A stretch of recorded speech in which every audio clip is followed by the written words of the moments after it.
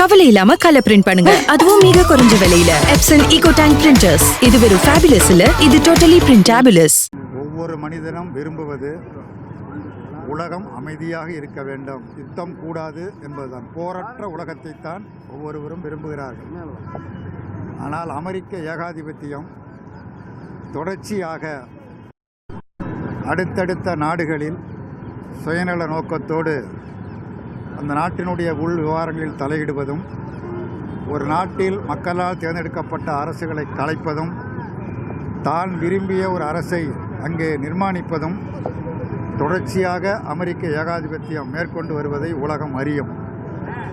அண்மையில் வெனிசுலா நாட்டு அதிபரை, அவரது மனைவியை அந்த நாட்டிற்குள்ளேயே சென்று படுக்கறைக்குள் சென்று இருவரையும் கைது செய்து அமெரிக்க சிறைச்சாலையில் அடைத்து வைத்திருப்பதை உலகமே கண்டித்து கொண்டிருக்கக்கூடிய ஒரு சூழலில், இப்பொழுது ஈரான் நாட்டிற்குள் அமெரிக்க ஏகாதிபத்தியமும் இனவெறி பிடித்த இஸ்ரேலும் இரண்டு நாடுகளுமாக சேர்ந்து அந்த நாட்டு மக்களை மிக அநியாயமான முறையில், கொடூரமான முறையில், மாணவிகள் உட்பட, மருத்துவமனையில் இருக்கக்கூடிய நோயாளிகள் உட்பட ஆயிரக்கணக்கானவர்கள் கொன்றது மட்டுமல்லாமல், அந்த நாட்டினுடைய தலைவரை, அதிபரை கோமேனி உட்பட அவர் மகள், மருமகன், பேர குழந்தைகள் அத்தனை பேரையும் கொன்று குவித்து உலகத்தையே இன்றைக்கு ஒரு பதட்டமான ஒரு சூழலுக்கு என்ன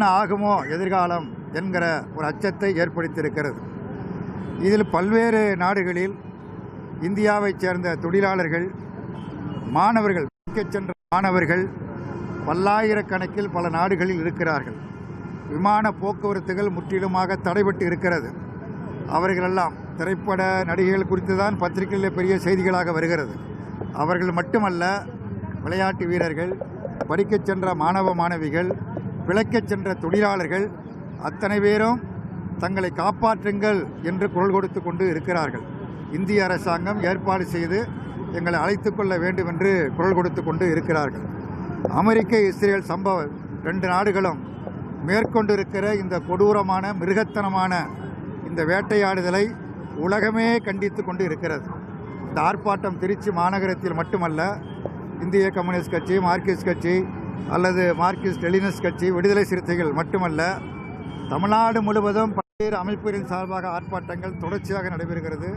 இந்தியா முழுவதும் நடைபெறுகிறது, உலகம் முழுவதும் நடைபெறுகிறது. ஏன் யுத்தத்தை நடத்தி கொண்டிருக்கிற அமெரிக்காவிலும் கூட இந்த ஆர்ப்பாட்டங்கள் நடைபெற்று கொண்டிருக்கின்றன. உலகமே கொந்தளித்து போருக்கு எதிரான குரல் எழுப்பி கொண்டிருக்கக்கூடிய சூழலில், உலகத்தில் ஒரு மிகப்பெரிய நாடாக இருக்கிற இந்திய நாட்டினுடைய பிரதமர் மௌனம் காப்பது என்பது விந்தையாகவும் வேடிக்கையாகவும் இருக்கிறது. ஏன் மௌனம் காக்கிறார் என்று தெரியவில்லை. அமெரிக்காவுக்கு, அதனுடைய அதிபர் ட்ரம்புக்கு முற்றிலுமாக அடிமையாகிவிட்டாரோ நரேந்திர மோடி அவர்கள் என்று கருத வேண்டிய நிலைமை இருக்கிறது. ஏன்னா நம்முடைய நாட்டினுடைய தொடக்க காலத்திலிருந்து பார்ப்பீர்களேயானால், பண்டித ஜவஹர்லால் நேரு காலத்திலிருந்து அணிசேரா கொள்கையை மேற்கொண்ட ஒரு நாடு. ஏகாதிபத்தியத்திற்கு என்றுமே இந்தியா ஆதரவான நிலை என்றைக்கும் எடுத்தது கிடையாது. ஆனால் இன்றைக்கு இருக்கிற மோடி சர்க்கார் முற்றிலுமாக அமெரிக்க ஏகாதிபத்திய ஆதரவை நிலையை மேற்கொண்டிருப்பது மிக மிக கடுமையான கண்டனத்திற்குரியது. இந்த ஆர்ப்பாட்டத்தில் கலந்து கொண்டிருப்பவர்கள் மட்டுமல்ல, எல்லோரும் விரும்புவது போர் உடனடியாக நிறுத்தப்பட வேண்டும். போர் நிறுத்த வேண்டும் என்று சொன்னால் அமெரிக்கா நிறுத்த வேண்டும், இஸ்ரேல் போரை நிறுத்த வேண்டும். நம்முடைய நாட்டினுடைய பிரதமர் இஸ்ரேல் பிரதமரோடு பேசினேன், அமைதியாக இருக்கும்படி கேட்டுக்கொண்டேன். யார் போரை தொடங்கினானோ அவனிடத்திலே போய் சமாதானமாக இருந்து பேசுவது அர்த்தமற்ற ஒரு பேச்சு. போரை நிறுத்துவதற்குள்ள முயற்சிகள் மேற்கொள்ள வேண்டும், மனித உயிர்கள் காப்பாற்றப்பட வேண்டும் என்பது மட்டுமல்ல, ஒவ்வொரு நாட்டினுடைய சுய அதிகாரமும் காப்பாற்றப்பட வேண்டும், ஒவ்வொரு நாட்டினுடைய ஜனநாயகமும் காப்பாற்றப்பட வேண்டும். எந்தெந்த நாட்டில் அந்த நாட்டினுடைய மக்கள் யாரை தேர்ந்தெடுக்கிறார்களோ அந்த அரசாங்கத்திற்கு மதிப்பளிக்க வேண்டும்.